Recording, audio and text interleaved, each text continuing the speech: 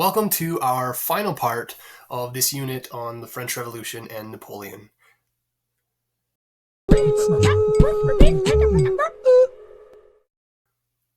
going to discuss here the final chapter of the unit, Napoleon's Empire Collapsed. If you haven't had a chance to go ahead and read it, it's chapter 21.4.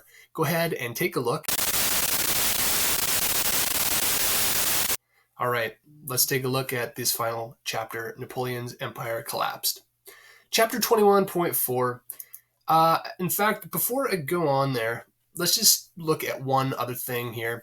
I haven't quite mentioned this yet, but I think it is an important factor to remember. And that is that, Napoleon has a lot of successes, and the French army has a lot of successes early on through the 1790s. And one of the reasons for that is the arise and the building of French nationalism, as the French are really proud of what they've done to try to liberate their country and whatnot. Their rally cry, liberty, equality, fraternity, was one of great patriotism for their homeland of France. And so you actually have an army here that's a little bit different than most other European armies. It's made up of French citizens. And by the way, I also think about, what else is a young soldier age type of guy going to be doing during the French Revolution era? Okay, there's a lot of unrest and disorder. So if you're not a bourgeoisie and somebody who's an intellectual speaking and trying to run the government, what else are you going to do but fight for your country to defend the efforts of the revolution? So I feel like there's going to be a lot of, young men and even some young women who want to enlist with, a woman's cohort and whatnot during the French Revolution. And these guys are fighting with valor because they're fighting with lots of patriotism and pride in their homeland. And that's one reason why they have such great success. Now, that begins to fade over time, as we'll see. But let's take a look and see, why does Napoleon's empire collapse? What are the things that lead to Napoleon's downfall? So the first is the continental system of 1806 and beyond. The continental system became a huge mistake for Napoleon. Although I think if we were to consider solutions for Napoleon to try to weaken Great Britain, I think we might come up with the same policy. Unfortunately, it doesn't work out. So let's explain this for a second. So the continental system was a blockade set up against British goods so that the British couldn't trade with mainland Europe. This had two goals. One was to weaken the commerce and economy of Great Britain, of the British, and the second was to increase the trade and flow of goods and economy within the continent of Europe, the mainland Europe. So as you can see here, what you have is, a blockade set up so that the British can't trade with mainland Europe. Right, so these are areas barred from importing British goods, the blue and the whatever color this is, pinkish, purple and pinkish. I don't know, these don't really have names, but whatever.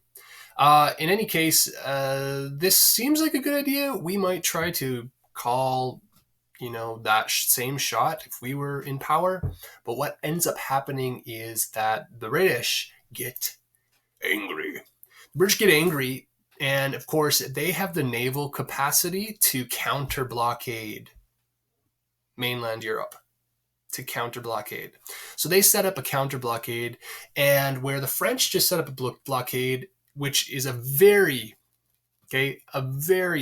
very big seashore to maintain and kind of enforce. The French aren't able to enforce it. So there's two things that end up happening with this counter blockade. Number one is the British still smuggle and are able to trade with their goods with mainland Europe anyways. So it can't all be stopped, even though a lot of it might have been. And the second is that the British have a better navy. So what they're doing is that they're interfering with shipping that would be going to Europe, of goods that would be going to and from Europe, within Europe, because the British have the navy and they can. So what they would do is they would, stop and pull ships aside, even pull them into their own ports in Britain, tax them, search them, tax them, whatever, and actually have a detrimental effect on European trade. Okay. Now, another group of people that's really angered by this is another nation that's trading across the Atlantic here with Europe, and that is America, way over, past the ocean here, who are trading their goods with Europe. All right. Now, their ships are intercepted by the British and their trade's interrupted in this whole thing. Now, America has nothing to do with the situation in Europe, yet it's suffering financially and economically as a result of these things. Then it's the British then that the Americans get angry at. And as you can see, we have the guy here fighting the War of 1812.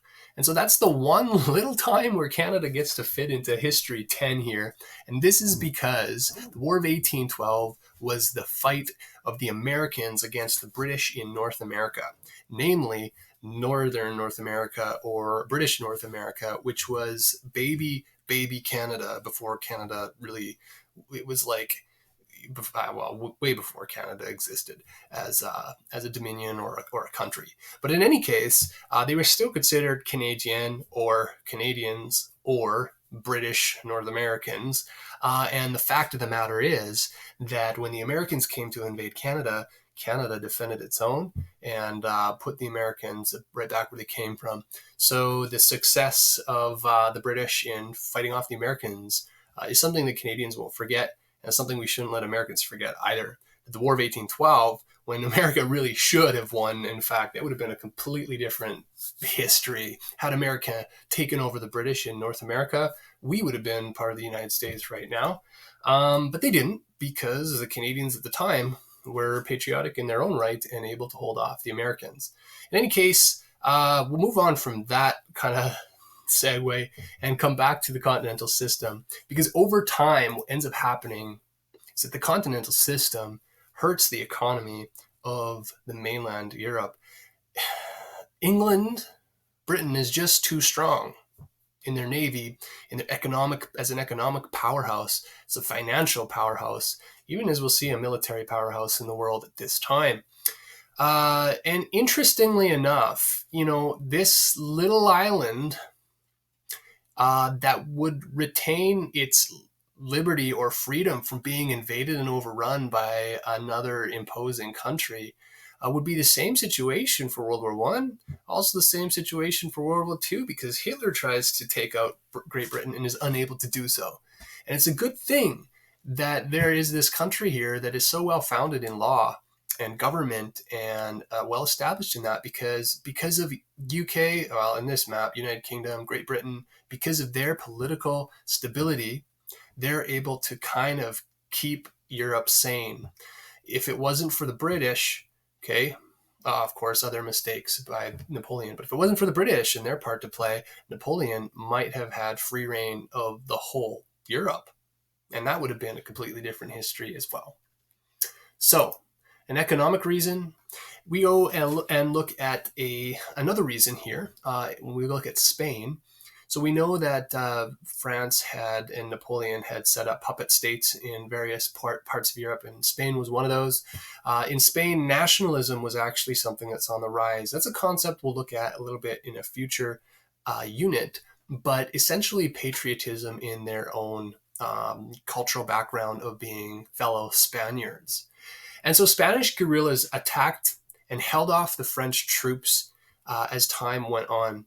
This weakens the French, but it also inspires other nations like the Germans, Italians, and other conquered peoples to stand up against the French. Let's break that down a little bit more. So the Spanish are angry that Napoleon planned to make his brother actually a king of Spain. Now this went a little bit too far, and so the national feelings of the Spanish are triggered, and they use guerrilla warfare, hit and run tactics to take out about 300,000 French troops as time went on. So it became a very costly and committed thing for Napoleon to try to put down. Now, of course, here on the side, of course, the British see an opportunity to support the Spaniards in their Peninsular War. By the way, it's called the Peninsular War because if you look at that map of Europe, Spain is off on its own little peninsula there, along with Portugal. In any case, the sense of nationalism fostered and inspiring these little warriors to defend their nation against the powerhouse of Napoleon in France at the time was this growing unity and sense of brotherhood and pride in their own nation of Spain. Interestingly enough, this is that same force I talked about at the beginning of this video when we were looking at what inspired the French to be so successful militarily. And that was this nationalistic spirit. And so it's interesting that a great factor in the strength of the French Revolution, otherwise known as nationalism, would be the very thing that undermines France itself as it tries to go and conquer and impose its Frenchness upon the rest of Europe. Spain would have nothing of this. They wanted to retain their Spanishness. And so to do that actually inspires and evokes within them like this passion for their Spanish heritage. And that's actually something that begins to undermine Napoleon. So the very thing that helped with his success, nationalism in his French troops, was the thing that led to his undermining, which was nationalism in the people he conquered, who finally had enough sense and nationalistic and patriotic spirit to try to fight against Napoleon. This same sort of thing happens with the Germans as they're inspired by what the Spanish do, by various Italians later on, who begin to stand up against the French and establish their own national unity. Very cool. That's a second reason, the Spain and the rise of nationalism. And finally, this is probably one of my favorites, and it is Napoleon's Russian campaign, also in 1812. Okay, this chart's in your textbook. I would study it closely to try to figure out what it's saying. What it's saying is that Napoleon enters Russia with, in this one, 422,000 troops. And as they march east into Russia, into Moscow, okay, they lose troops along the way. A lot maybe desert and whatnot.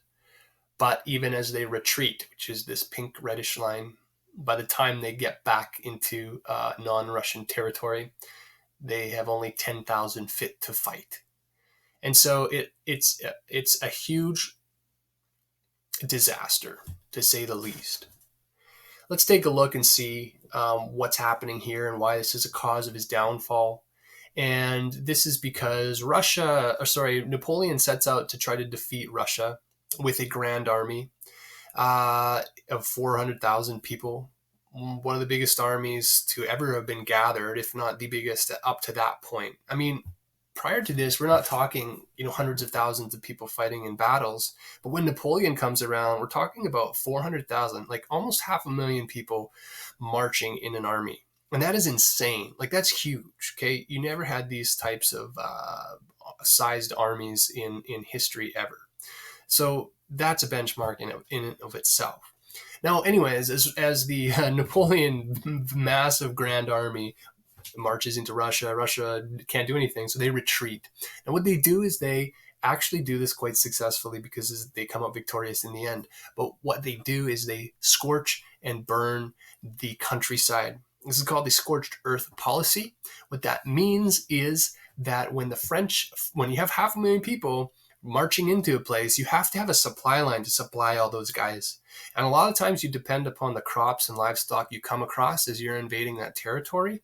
Now, if you were banking on that, what the Russians have just done is burnt every crop and slaughtered potentially every animal and then retreated, so that you're not meeting people, you're not meeting crops, you're not meeting any source of livestock to nourish or sustain your troops. You're depending upon your supply line, which between France's territory and Moscow is a huge territory to try to supply your troops at that point.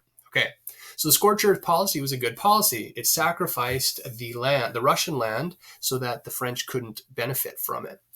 So, of course, the French are undersupplied. Now, that's not all. Tsar Alexander of Russia retreated and even burned the city of Moscow, so that when Napoleon gets there, it's a deserted and burning city. Now, he doesn't surrender it. There's never an official surrender, but Napoleon occupies it. He stays in Moscow for several weeks, and this is getting on into winter now. As we see, he arrives in September, but he only starts retreating. Does it give us a date? Okay, it's a little bit too late. Okay, he's fine. He's here by December. I believe the dates maybe are under this picture. You have to take a look. In any case, he stays several weeks waiting for this official surrender, but Alexander doesn't. He waits. Why is he waiting? Because he can. Why can he? Because he's in his own country and he knows what's coming on. We know what's coming on because we live in the northern hemisphere too. It's winter, and so he becomes like so Alexander is strategic because of the oncoming winter, and he waits for winter, and as winter's setting in, Napoleon's waiting and waiting and waiting, and he waits too long, so that by the time he turns back, he doesn't get back till past December. And that's when winter is full on now up in good old Russia, which I imagine is quite a bit like Canada. So as Napoleon and his troops turn back to retreat or to leave because the Russians aren't there to greet them or surrender or anything like that, now you have the Russian attack. And the Russians attack from behind as the French are retreating, and only 10,000 troops, as we said, are fit to fight by the time they get back to the end. A huge, huge, huge, huge disaster. So very interesting story. One of Napoleon's hugest losses. And after this, it just goes downhill. And yet the guy won't give up. And I don't know if that's something you admire about him or something you say, this guy's a lunatic. He's too caught up in unreality. And this is just ridiculous. Maybe he should have given up and admitted defeat. And I think there's a lot of courage and respect in that. I don't know. Maybe I would have respected Napoleon more if I knew he said, okay, I made some mistakes. I give up and admit defeat. But he doesn't. As we'll see time and time again, he comes back into the picture. He just doesn't give up. It's like the guy who just won't give up. Now, at the same time, we always tell people don't give up. So maybe we honor and praise him for not giving up. All right. We have, at this point, a weak Napoleon, and so the Grand Alliance is formed between, you tell me, Britain, Russia, Prussia. By the way, I think that's a German flag. Prussia is the biggest German state at the time. Germany doesn't exist as a country. It's many little states or provinces or territories of German-speaking and heritage people. But Prussia was the biggest and most powerful of them. Sweden does come in the picture. They put down Beowulf and they come and help out Europe. Good job, Sweden. And Austria. So these countries become the Grand Alliance, and they are all against little France, who has just been severely injured in that Russian campaign of Napoleon's. All right. They do battle at the Battle of Nations in Leipzig, Germany, on October of 1813. So about a year later, after that Russian failure, what ends up happening is that Napoleon is defeated there. He retreats back to good old Paris, and eventually Paris is conquered in 1814 by the Grand Alliance. And as it's captured, Napoleon himself surrenders, or is forced to surrender, only because his order for his generals to continue fighting is refused by them, as they see the inevitable when he doesn't. And of course, you think maybe a guy like this would fight to the death and maybe would end his life or something like that, but he doesn't. In that case, he was captured at the end of this, and as a solution, the rest of the countries decided, hey, let's exile him to Elba. Exile means he is put there never to leave. Okay? Elba is an island in the Mediterranean. Here's Italy, here's Elba, and this is Corsica, which was actually Napoleon's native place of birth. All right, if he's thrown on an island, it should be problem gone, right? Well, in 1814, as a solution or as a resolution, I guess, to the issue of the Emperor Napoleon being out of the picture now, the French actually go ahead and bring back a Bourbon king. And I didn't mention this, but King Louis XIV, King Louis XVI, they were part of the Bourbon line of French kings. So Louis XVIII comes and is crowned King of France. So guess what? By the end of it, France has a king again. By the way, so he is a brother to the one beheaded during the Revolution, Louis XVI. And you might ask, well, where's good old Louis XVII, right?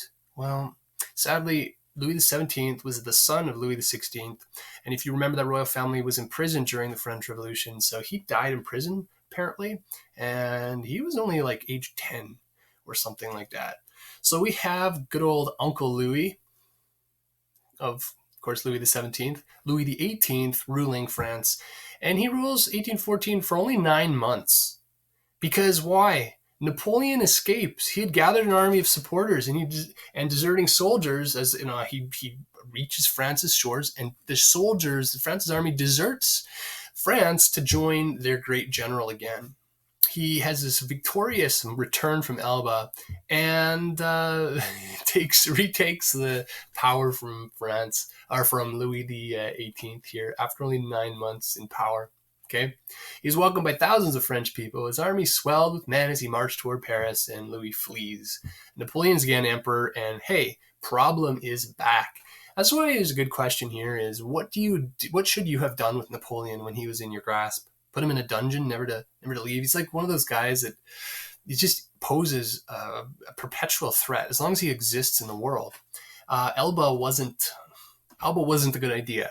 Napoleon returns. So this is Napoleon II. I shouldn't say that. There is a Napoleon II. This is Napoleon #2, the sequel. It's kind of what I meant. All right. The British and the Prussians eventually meet Napoleon at another battle, a battle of Waterloo in Belgium. This is a great historical battle. You'll probably hear it, the Battle of Waterloo, at some point in your life. It is the final defeat of Napoleon. Napoleon was crushed there and defeated by the Prussians and the British Duke of Wellington. They didn't underestimate Napoleon. They outflanked him and were able to overtake him. But they had a bigger army than him. But you would never underestimate Napoleon, and they didn't. So I think by this time they knew Napoleon, who they were dealing with, and they did defeat him. The period of reign during this time of Napoleon was known as the 100 Days, and after this, King Louis XVIII again is restored to the French throne.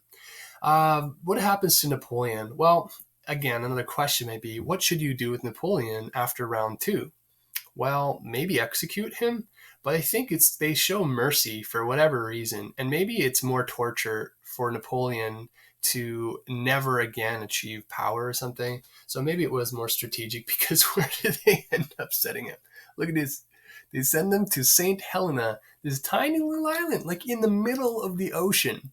I would recommend that you go on Google Maps or Google, satellite view or whatever, and check out, see if you could find that island. Okay, it's a tiny, tiny little island, and its like only claim to fame is that Napoleon was exiled there and actually didn't leave.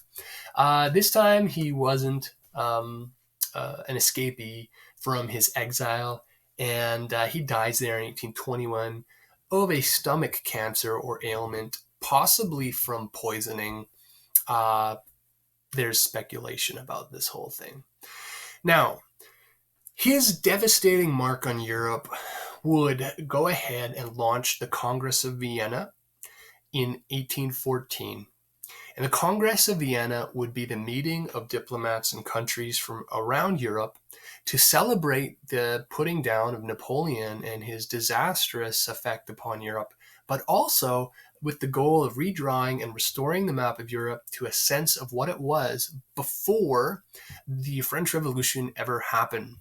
And what this is interesting is that this is kind of a subject for a future unit of nationalism, which we've already sort of hinted at this video here, this lecture. So keep that in mind. We're not done with this story necessarily. We pick it up again at the Congress of Vienna, and we look at the effect of nationalism at a time of great upheaval, almost a generation of upheaval in Europe due to the actions of France from its French Revolution and later on through the reign and rise and fall of Napoleon Bonaparte, 1815. Okay, you might say, hey, I thought the Congress of Vienna started in 1814. It did, and then Napoleon came back. They had to call it off and then come back and start the Congress or continue the Congress again. Here's a video. I'm going to attach that video here so you can take a look at it. And then when we're done, we will look ahead and see what your questions might be. So here's your video.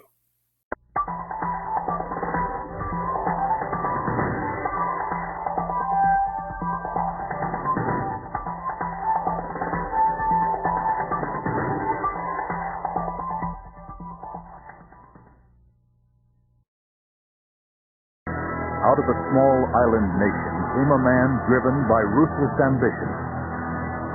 At his zenith, he would rule over 70 million people and transform the face of Europe. Warrior, emperor, despot, he rode the tiger of revolution to become one of the most admired and reviled men in history, Napoleon Bonaparte.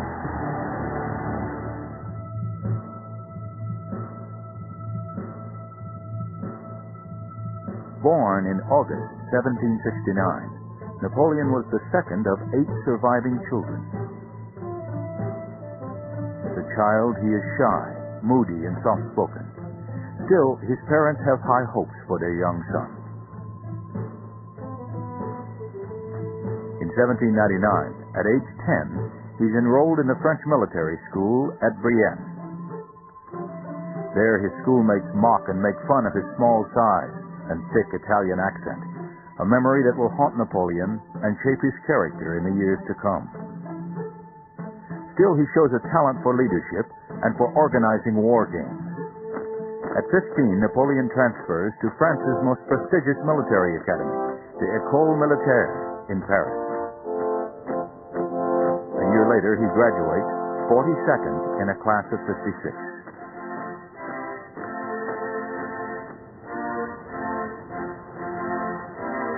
Napoleon is commissioned as second lieutenant in the artillery in September 1785. For an ambitious man, the choice is fortuitous. New advances in weaponry and tactics are about to rewrite history.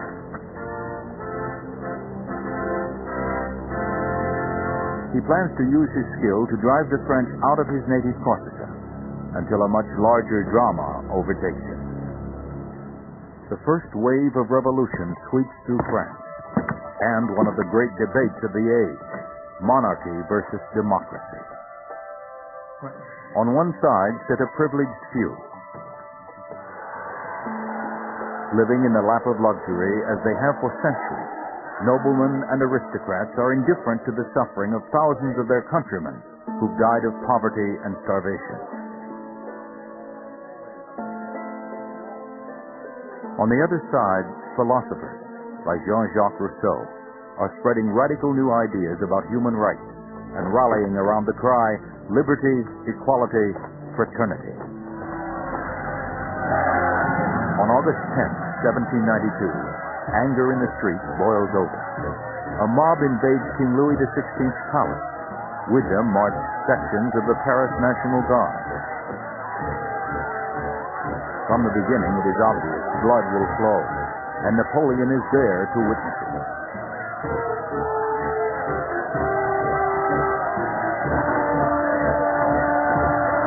Louis and his wife, Marie Antoinette, are dragged away to prison. The despised monarchy has come to an end. In 1793, Louis XVI and Marie Antoinette are marched to the guillotine. Their deaths unleash a tidal wave of blood. Over the next year, during the reign of terror, 250,000 people will be slaughtered. The killing triggers the new republic's first crisis, civil war. Thousands of officers resign their commissions. Seizing the opportunity for advancement, Napoleon pleads for loyalty to the government and the revolution. Fraternité, égalité, liberté, être toujours le meilleur. His allegiance will not go unnoticed. By the summer of 1793, France is at war with itself and most of Europe. For months, the government has been trying to eject French royalists and 18,000 combined Spanish and British troops from the great naval arsenal at Toulon. Napoleon is in command of the artillery. Nous sommes ici. Contre l'ennemi, les Anglais, ici. But his superiors are skeptical when he maps out an unorthodox plan to lay siege to the harbor instead of the town.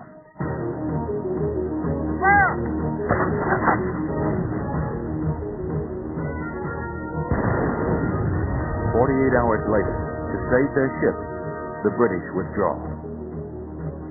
The victory earns Napoleon the rank of Brigadier General. He is now 24 years old, with time on his hands. He will not be summoned again until October 1795, when 30,000 royalists, fed up with the new regime, stage a coup. Forewarned of the attempt, Napoleon has ample time to conjure up a surprise for the rebels. As they surge forward, he rakes them with what he calls a whiff of grape shot, clusters of small iron balls fired at point-blank range. For the smug young general from Corsica, his shocking performance this day is only the beginning.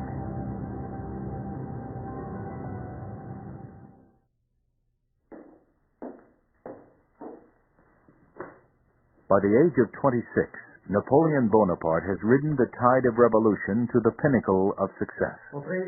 Now his destiny is about to take another turn. Legend has it that one day a young boy came to plead for the sword of his father, an aristocrat who'd gone to the guillotine during the Reign of Terror.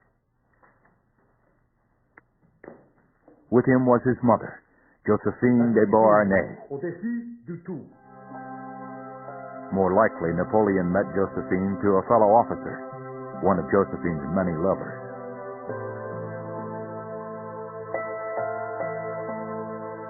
Whatever the circumstances, Napoleon is completely smitten. Passionate and worldly, Josephine dazzles him with her elegance and charm. Against the advice of her lawyer, who thinks Napoleon has nothing to offer but his cape and sword, she agrees to marry him.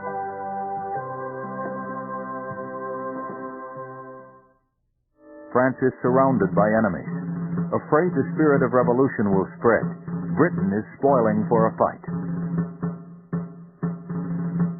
In Italy, France is already at war with Austria, who is allied with Russia. By April 1797, Napoleon has driven the Austrians back to within 75 miles of Vienna and secured an armistice. The peace treaty he negotiates will give France control of thousands of miles of territory from Belgium to Greece. Napoleon has defeated an empire and changed the map of Europe. Napoleon's old allies, including his brother Lucien, stage a coup.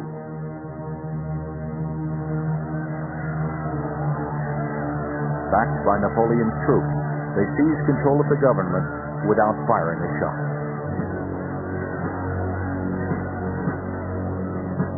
Within a month, the ideals of the French Revolution will be swept away, and the leadership of France will fall on the shoulders of one man. In February 1800, the dictatorship of Napoleon begins. After years of war and regimes riddled with corruption and incompetence, Napoleon's first task is to restore order. He streamlines the government, turning it into an efficient military machine. He straightens out the country's finances by creating the National Bank of France. He simplifies the legal system with a new set of civil laws. The Code Napoleon regulates virtually every aspect of life.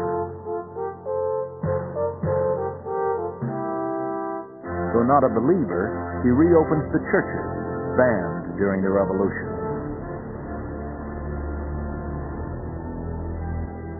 In 1802, a grateful nation appoints him head of state for life. A vote is taken to replace the Republic with an empire modeled after Charlemagne's 1,000 years earlier. Now Napoleon is only a step away from a throne. On December 2nd, 1804, at the Cathedral of Notre Dame in Paris, the coronation is held.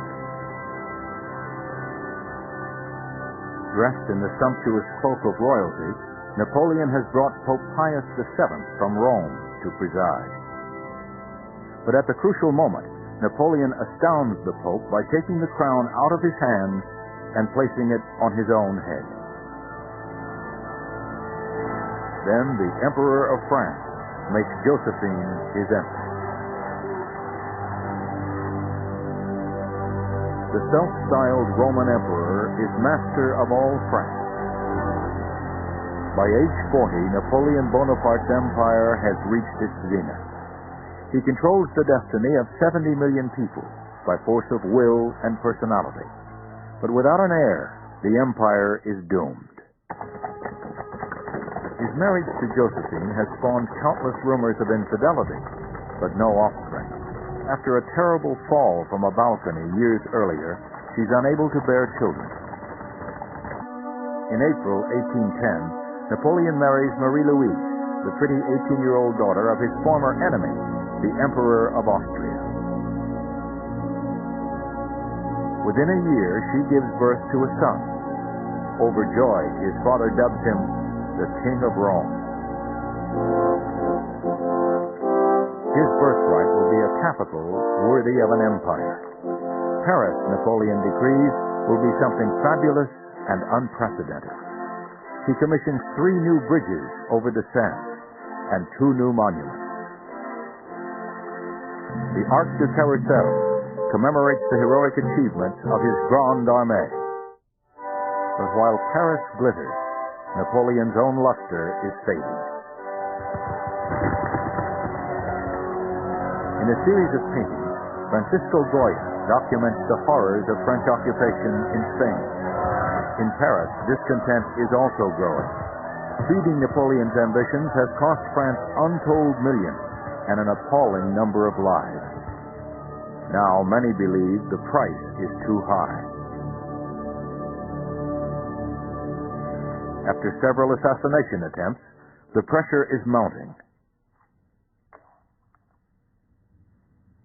For Napoleon, winning becomes an obsession. When he plays chess with his friends, he cheats.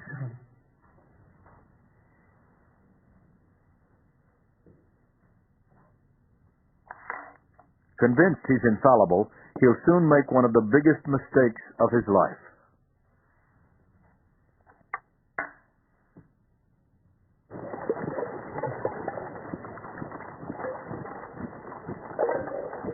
On June 23, 1812, Napoleon leads the largest army ever assembled in Europe across the Niemen River into Russia. 70 miles from Moscow, near the village of Borodino, the Russian army digs in and waits. At dawn on September 7th, 130,000 French troops smash into the Russians.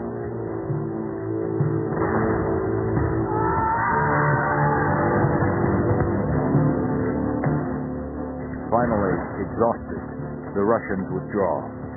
Napoleon has lost 30,000 men and 10 generals. His chief surgeon performs 200 amputations in 24 hours. The price was high, but the road to Moscow is open.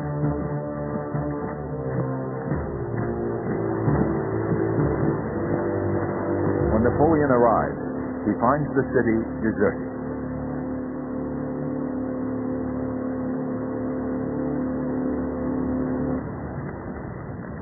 The next day, fire breaks out.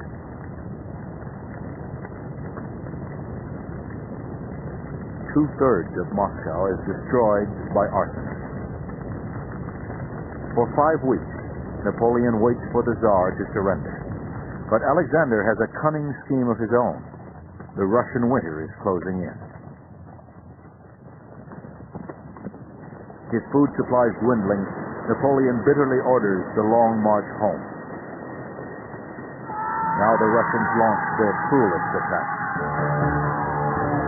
They hound the French, forcing them back down the road to Borodino, past the bloated corpses of their comrades.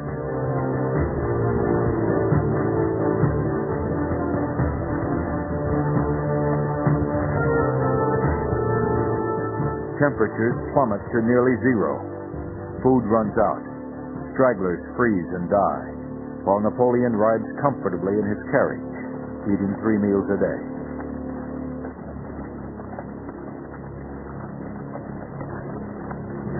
For the French, the campaign becomes a race to the Berezina River, which means Poland and safety. But the Russians get there first. Napoleon will go home, the architect of one of the worst disasters in military history. His once grand army is in ruins. His empire is crumbling. His old enemies declare war. Soon the Allied forces of 5 nations will march into Paris. Napoleon's fate is sealed.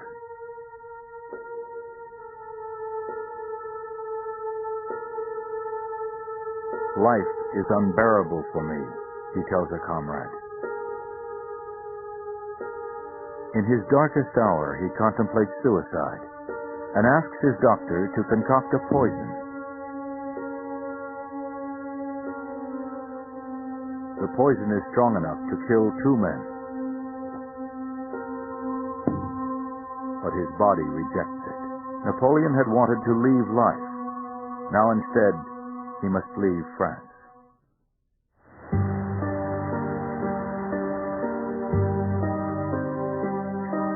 Napoleon conquered Europe and for nearly 2 decades ruled it with an iron fist. Now his enemies will accept nothing less than unconditional surrender.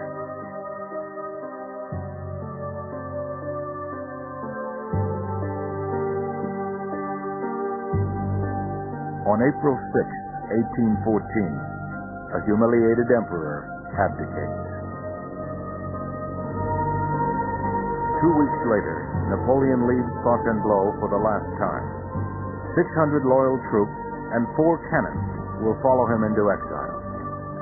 He is bound for Elba, a small island in the Mediterranean not far from his native Corsica. There he will be mocked as emperor and sovereign.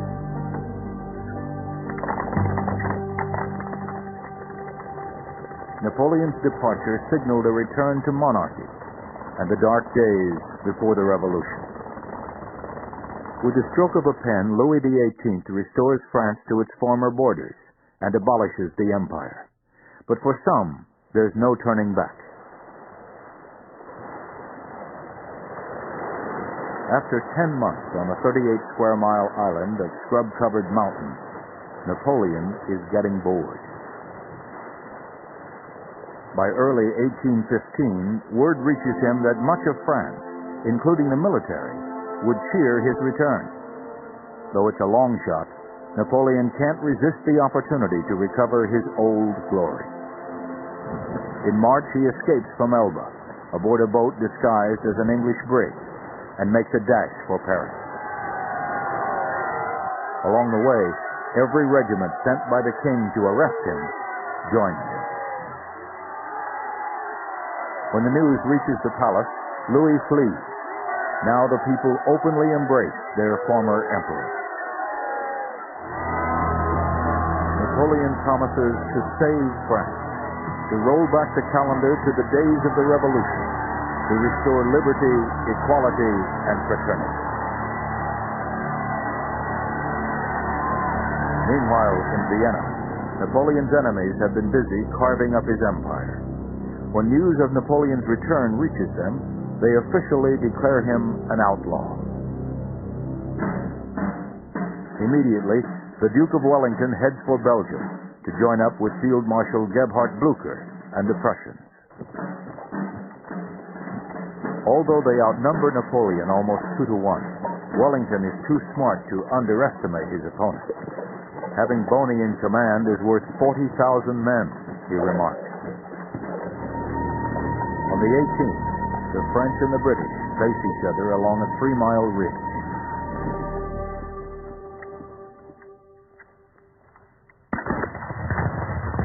At 11:30 a.m., gunfire signals the beginning of the Battle of Waterloo. 2 hours later, Napoleon launches the main attack.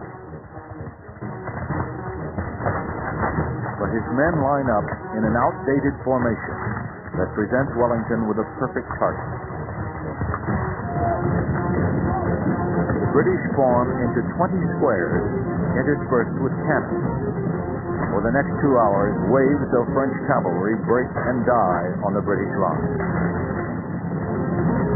When the first group of Prussians arrived late in the afternoon, they attacked Napoleon's right flank with fury. Still, the French fight bravely on, even breaking through Wellington's lines before they're repulsed. Then a second group of Prussians appears out of nowhere. As if on cue, Wellington charges down the hill to meet them. Stunned and terrified, Napoleon's army collapses.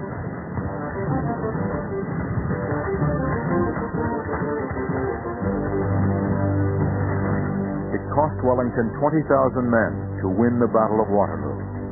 It cost Napoleon twice as many to lose it. A month later, he surrendered to the British Navy for his second and final journey into exile. To prevent another escape, the emperor is taken to St. Helena, an island in the Atlantic 1,000 miles away and 1,000 miles from nowhere.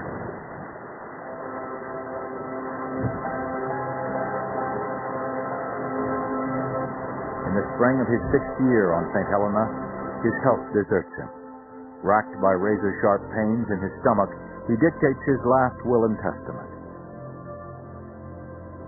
In it, he expresses his wish to be buried on the banks of the Seine, amid the French people he loved so well. He died on May 5th, 1821.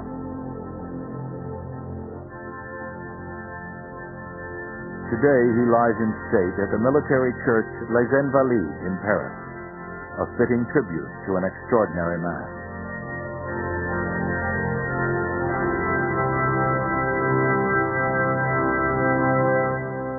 He rose from obscurity to become perhaps the greatest military genius of all time. He was Napoleon Bonaparte.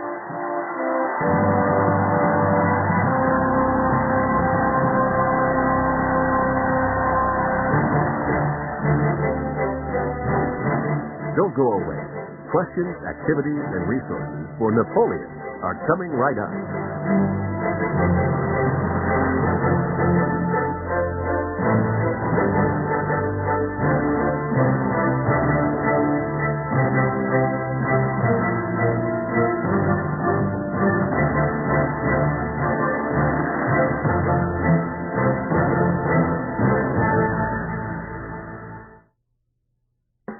Now that you've seen Napoleon, talk about this. A goal of the French Revolution was to end monarchy and introduce democratic rule to France. Why then was Napoleon accepted as the sole leader of France twice in the wake of the revolution? What was it about Napoleon that made him an attractive leader to post-revolutionary France? Now try this. Research the Napoleonic Code, its goals, and its lasting impact. Compare it to other legal codes you have learned about. Then, write your own legal and ethical code for your school. Log on to DiscoverySchool.com for curriculum materials and resources to support Napoleon. To learn more, Assignment Discovery suggests Napoleon Bonaparte by Alan Shaw.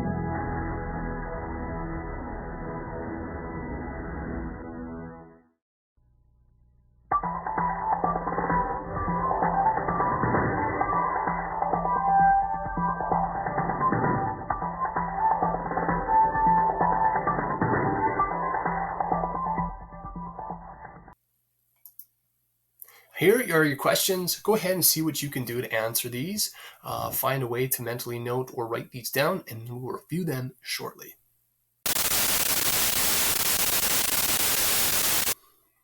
Let's go ahead and review those questions here now. So, definition of exile: to banish. Napoleon was exiled twice, once to Elba, another to St. Helena. What about the Grand Alliance? Well, the Grand Alliance was made up of the countries of Britain, Prussia, Russia, Austria, and Sweden. And together, they were able to put down Napoleon for that first time. And later, Britain and Prussia would put him down at the Battle of Waterloo, which is our next point. And that's the place where Napoleon was finally defeated before his final exile, as we discussed. Go ahead and try to briefly describe Napoleon's invasion of Russia. Apologize, maybe you can do it briefer than I can, but this is the briefest I can think of. Napoleon marches on Russia with 400,000 men. He reaches Moscow. The Tsar had pulled back all troops and left the land and city in flames. When no peace offer came to Napoleon or surrender, he ordered a retreat. Winter came on. His army was starving and weak, and he was attacked by Russian raiders from behind. Only 10,000 fit soldiers remained when they crossed the Russian border 5.5 months later. His Russian invasion was a complete failure. How's that? I should have just said that the whole time rather than taking 10 minutes to try to explain it. There you go. The notorious experience of Napoleon and his grand army trying to invade Russia. I should point out, too, that a lot of these troops weren't French troops or French, like original, like actual French people. At this point, Napoleon can build his army of anybody who he has conquered control of. So they're conscripts from all over the place. And they don't necessarily have the same loyalty to Napoleon. Why would they necessarily? They're not French. They don't have the nationalistic pride that the French would have. So that's part of his unsuccess as well. There I go. I can always explain a little more for you. Number 6, what was the reaction to Napoleon's return in France? And this is after his exile, or his first exile. And that is thousands welcome him. The army deserts the French generals, and they join Napoleon, and troops build up as he marches towards Paris. It's like, here's our glorious, great Napoleon restored. Okay, so interesting second return as France's general and leader. In the countries of the Grand Alliance, so what was the reaction in the rest of Europe? They're kind of like, dang. We should have probably picked a different island. If you do things right here's a great historical lesson of doing things right the first time. Pick a deserted island in the middle of the ocean the first time, not the second time, because they had to gather armies and fight another war, and a lot of people died. Number 7, how was Napoleon finally defeated? By the British and Prussians at Waterloo. And the Duke of Wellington, who didn't underestimate the power and influence that Napoleon had on the morale of his own troops. You don't underestimate Napoleon. And they didn't, and they win. What happens to him finally is that he's exiled to St. Helena, where he dies. And that is our review. And that is our unit. Again, I hope you enjoyed looking at the French Revolution, a political revolution whereby people are, because of Enlightenment ideals that we talked about, are influenced by those and kind of overturn their society in this great experiment of, human liberties and the rights of all and the idea of human equality and throwing down those kind of social classes or estates that France had. Very interesting point in time. It is worth an independent look as a unit in historical studies because I think it's just interesting to see and always ask the question is what is influencing the mindset of people and what is how do people govern themselves and how is that governance ever challenged or changed? And the French Revolution is a great experiment in all of that. We see so many things. I hope you enjoyed that and that enlightened you and filled in a little bit more of a historical gap for you in this area. And don't stay away too long. We'll pick it up again from the Congress of Vienna and the rise of nationalism because some of these things that are the fallout of the French Revolution and Napoleon influence Europe on a trajectory that would, well, you can't say directly cause World War I, but definitely be a very, very, very early influence of a Europe that would lead or be vulnerable to a World War I, which is exactly what I want to prepare you for History 20. So we'll see you next time. Take care and tune in for our next unit, which will be a surprise in the coming days. Take care.